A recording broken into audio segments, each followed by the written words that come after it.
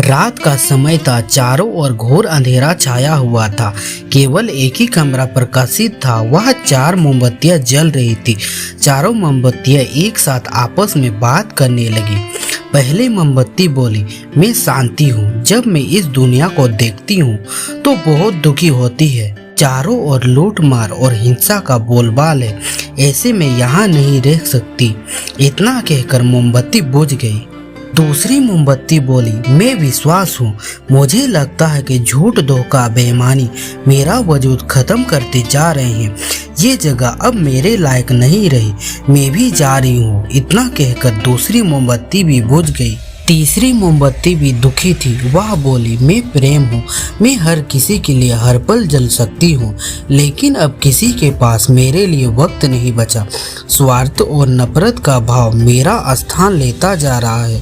लोगों के मन में अपनों के प्रति भी प्रेम की भावना नहीं बची। अब मैं यहाँ नहीं रह सकती। इतना कहकर तीसरी मोमबत्ती भी बुझ गई। तीसरी बाती के बुझते ही कमरे में एक बालक ने प्रवेश किया। मोमबत्तियों को बुझा देख उसे बहुत दुख हुआ।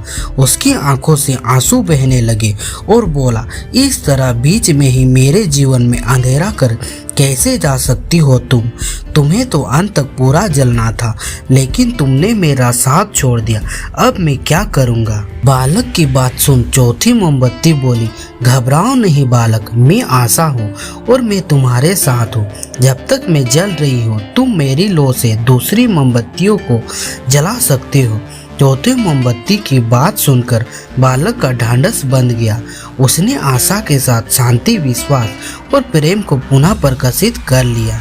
इस कहानी का सार यही है कि जीवन में समय एक सा नहीं रहता। कभी उजाला रहता है तो कभी अंधेरा।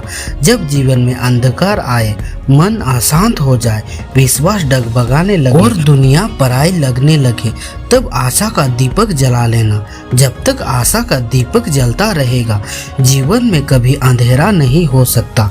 आशा का साथ कभी ना छोड़े।